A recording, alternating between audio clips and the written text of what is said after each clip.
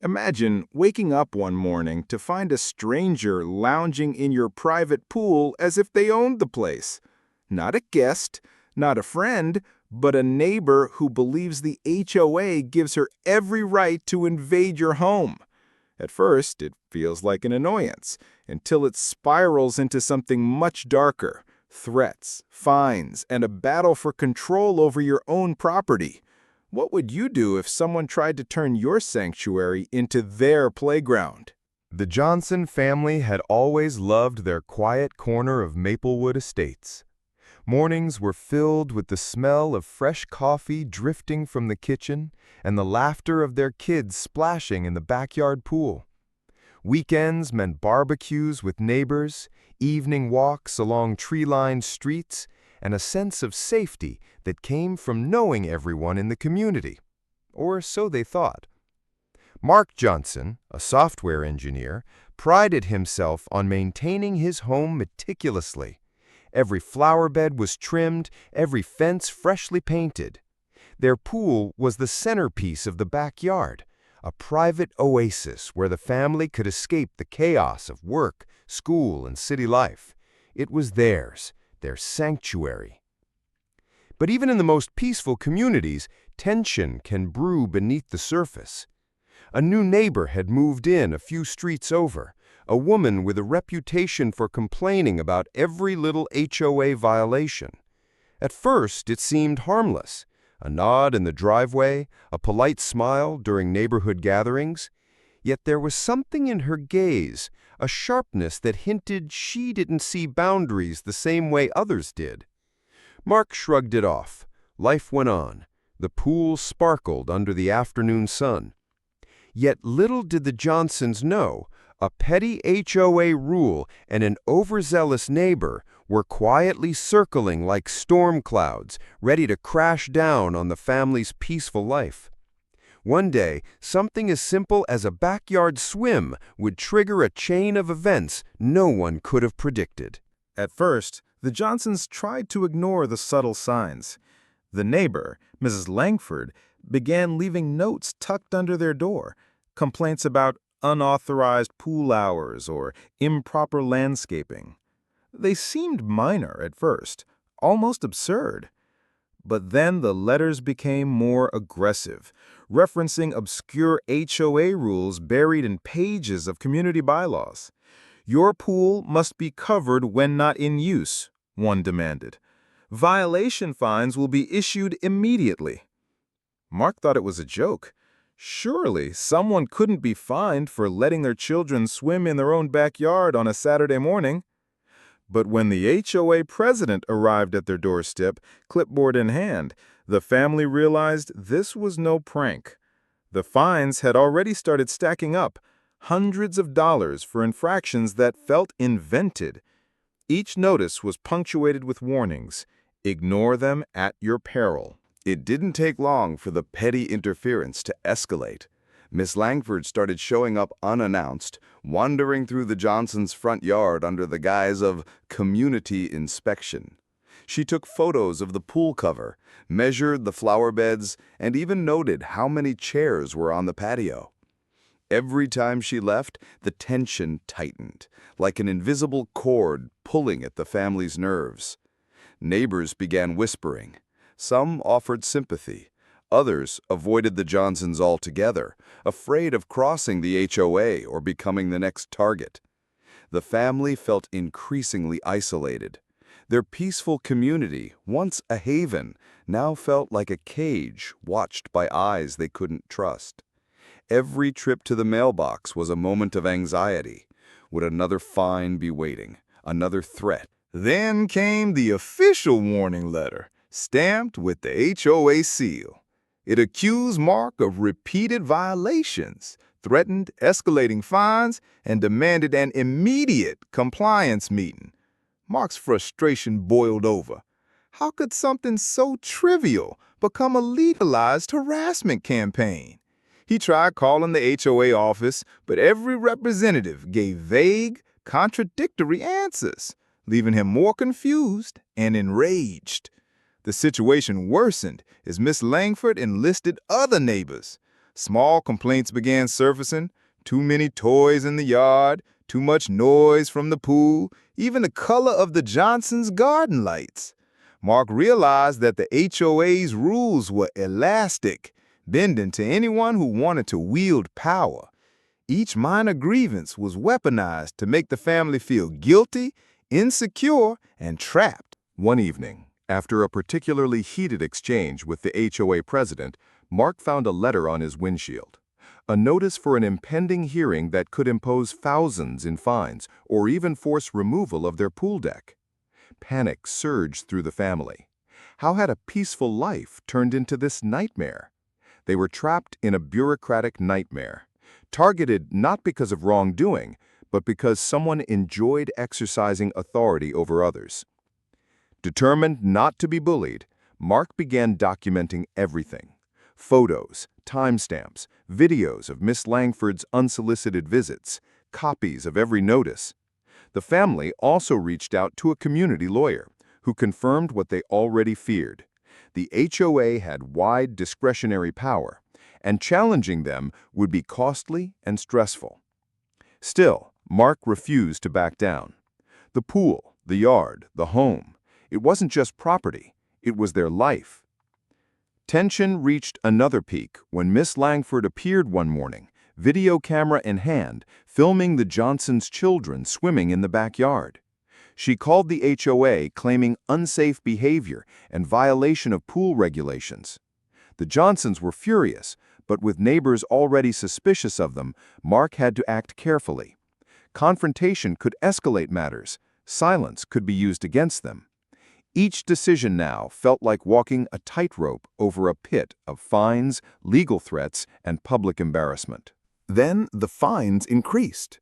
Notices arrived with precise calculations of late penalties, daily violation charges, and administrative fees. The numbers added up shockingly fast, threatening the family's savings. Frustration turned into determination. Mark realized that if they gave in, the HOA and Miss Langford would never stop. Something had to be done, and it had to be clever, careful, and impactful. Cliffhangers kept piling up. Would the next notice force them to remove the pool entirely? Would the HOA hold a public hearing that humiliated the family? Could neighbors be swayed to their side, or would they remain isolated? Each morning brought the same anxiety. Each evening a restless fear of what the next day might bring. The conflict had grown beyond petty complaints. It was now a battle for control, dignity, and peace in their own home. Through it all, the Johnsons' emotions were raw and conflicted. Anger, helplessness, and disbelief blended into a simmering determination. They couldn't let the power-hungry antics of one neighbor and a complicit HOA dictate the course of their lives. The stage was set. The tension had reached its boiling point, and what started as notes under the door had spiraled into a full-blown war for their property, privacy, and sanity. Little did they know, the next move they made would change everything, turning the tables in ways nobody could anticipate. The morning of the big HOA hearing arrived with a thick sense of dread hanging over the Johnson household. Mark could feel it in every muscle. Tension that had been building for weeks now coiled tight like a spring ready to snap. Their backyard, once a sanctuary of laughter and sunlight, now felt like a battlefield. Every chair, every pool float, every flower bed was under scrutiny in the minds of the HOA board and Miss Langford, whose presence loomed like a dark cloud over their lives. The hearing room was sterile and cold, walls lined with wood paneling, fluorescent lights buzzing overhead. The Johnsons walked in together, determined but wary, clutching their meticulously organized stack of evidence. Photos, timestamps, video recordings, and copies of every harassing letter. They had prepared for every conceivable accusation. But as they entered, Mark realized this wasn't just about evidence. It was about nerve, poise, and standing up to a system designed to intimidate. The HOA president opened the session with a pompous tone, reading aloud violations with exaggerated precision. Unauthorized pool usage, improper landscaping, noise complaints, administrative non-compliance. Each item dripped with bureaucratic weight, intended to make the family shrink under scrutiny. Miss Langford sat at the back, smirking, confident that her relentless harassment had primed the board to side with her. The tension in the room was palpable. Neighbors whispered in corners, some sympathizing, some curious, others silently judging. Mark took a deep breath. When it was his turn, he stepped forward with steady determination, voice firm but calm. "We are not here because of negligence or disregard for community rules. We are here because someone has weaponized these rules to invade our privacy, bully our family, and create fear where there should be community." He began presenting evidence methodically. Photos showing Miss Langford trespassing into their yard, timestamps proving her constant presence during pool hours, video footage capturing her unprovoked complaints. He highlighted contradictions in HOA notices, showing how fines were applied inconsistently, often targeting only their family. Every slide, every document, every word chipped away at the narrative the HOA and Miss Langford were trying to enforce. Then came the moment that silenced the room. Mark revealed a secretly recorded conversation in which Miss Langford explicitly admits that her goal was not safety or compliance, but to make them miserable because I can. Gasps echoed. Board members shifted uncomfortably. The power dynamic had flipped in an instant. The predator was exposed, not by speculation, but by irrefutable proof. Miss Langford's composure cracked. She stammered, tried to interject, but the recording played like a relentless drumbeat of truth. The room that had felt suffocating moments ago now pulsed with the electricity of justice. Mark felt the surge of vindication, a sense of triumph that had been denied for weeks of anxiety, fines, and intimidation. This was the turning point, the moment when the relentless pressure and manipulation hit its own wall. But the climax didn't stop at revelations. The Johnsons weren't content with merely defending themselves. They went on the offensive. Mark proposed a formal motion demanding that the HOA immediately rescind all fines, implement checks against arbitrary enforcement, and issue a written apology acknowledging the harassment. It was audacious, but meticulously backed by the mountain of evidence they had compiled. The board murmured among themselves, clearly unsettled. Even allies of Miss Langford were hesitant, realizing the exposure could reflect poorly on their own judgment. The tension hit its peak when the board voted. Chairs scraped, paper shuffled, breaths held. Mark's heart pounded. The room was silent, as though everyone understood the gravity of what was about to happen. And then the verdict came, overwhelmingly in the Johnsons' favor. All fines were revoked, restrictions on the pool usage nullified, and Miss Langford's harassment officially recognized. Relief washed over Mark, but it was tempered by the knowledge that victory came at the cost of weeks of stress, sleepless nights, and emotional turmoil. Still, the sense of justice was intoxicating.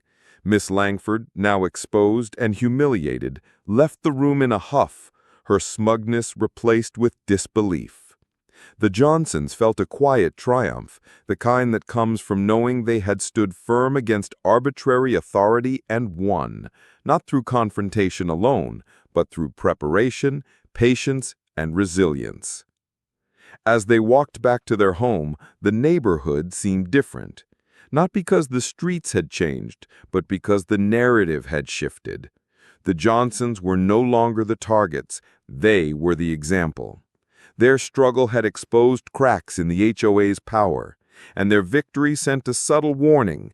Manipulation and harassment might bend rules temporarily, but truth and perseverance could prevail. Yet, even in triumph, the tension lingered. What would Miss Langford do next?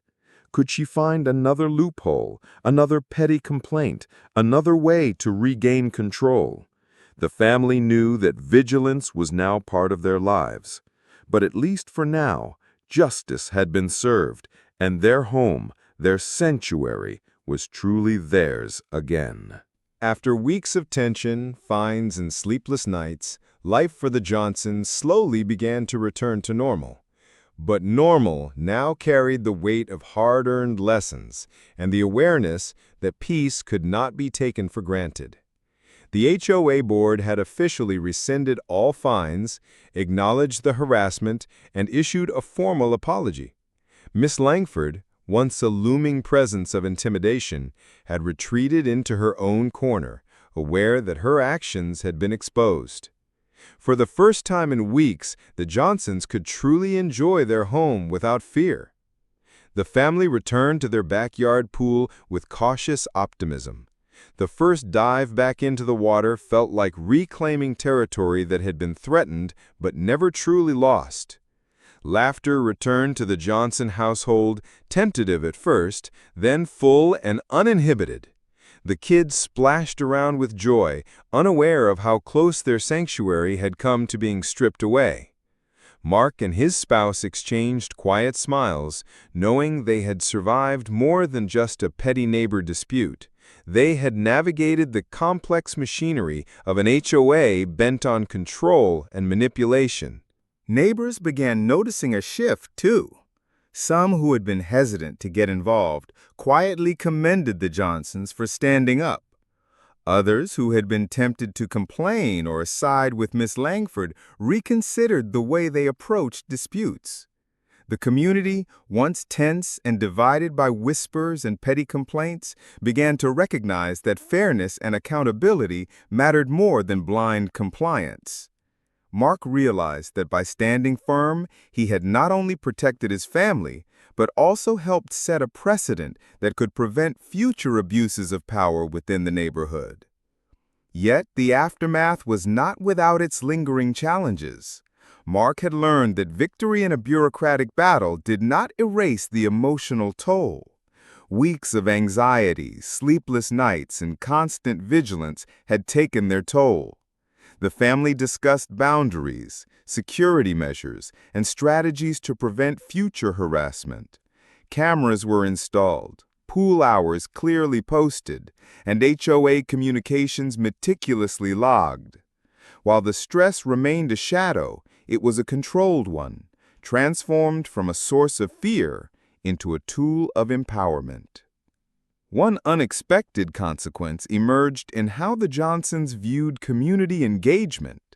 They became proactive rather than reactive, attending HOA meetings regularly, learning the bylaws in detail, and building relationships with neighbors in ways that established trust and transparency.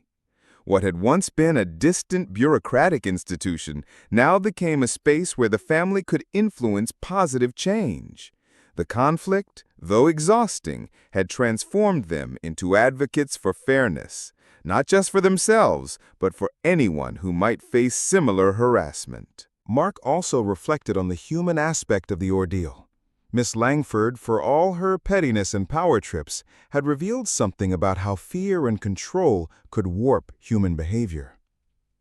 It was a stark reminder that rules, when weaponized, could harm even seemingly peaceful communities. But equally, it reinforced that preparation, courage, and evidence-based action could neutralize such power, turning intimidation into accountability. The Johnsons learned to approach their community with a balance of vigilance and empathy, knowing that not every neighbor was a potential adversary, but also not every complaint was benign. Financially, the rescinded fines saved the Johnsons thousands of dollars, but the real value lay in the preservation of peace and autonomy. The family had faced a system that sought to impose arbitrary control over their lives and had emerged with dignity intact. Even in a small suburban community, they realized that standing up for your rights mattered, that surrendering out of fear only invites further harassment. Their story, though intensely personal, became a testament to the idea that ordinary people can confront bureaucratic and social power when armed with truth, strategy, and perseverance. Social dynamics in the neighborhood slowly shifted. Some neighbors who had once enabled Miss Langford's behavior began to question their complicity. Conversations at block parties became more thoughtful, rules were scrutinized more fairly, and petty disputes were resolved with mediation rather than intimidation. The Johnsons realized that change in a community often begins with one family's courage to resist injustice, showing others that standing up does not have to result in ruin, but can inspire a collective sense of fairness. Yet the family remained pragmatic. They knew that vigilance was a lifelong practice. HOA boards change, new neighbors arrive, and conflicts inevitably emerge. But now the Johnsons had a blueprint for action, a set of strategies honed through real experience, and a confidence that fear would no longer dictate their decisions. Their home, the same one threatened by petty bureaucracy and harassment, now felt secure, not because the threats had disappeared, but because the family had discovered their own strength and resourcefulness. Mark often found himself reflecting on the ordeal while sipping coffee by the pool in the quiet mornings. What had begun as a minor annoyance, a neighbor lounging in their pool, an HOA letter buried in the mailbox, had evolved into a battle for dignity, autonomy, and community justice. The stakes had been high, emotions raw, and the path uncertain. And yet every moment of tension, every sleepless night, and every carefully considered decision had culminated in a victory that felt both hard-earned and transformative. The resolution carried profound personal lessons. The Johnsons learned that systems of power, whether HOA boards, community committees, or bureaucracy, can be manipulated by those who wish to dominate. But they also learned that transparency, preparation, and measured courage can level the playing field. Personal boundaries, when defended with clarity and evidence, can withstand intense pressure.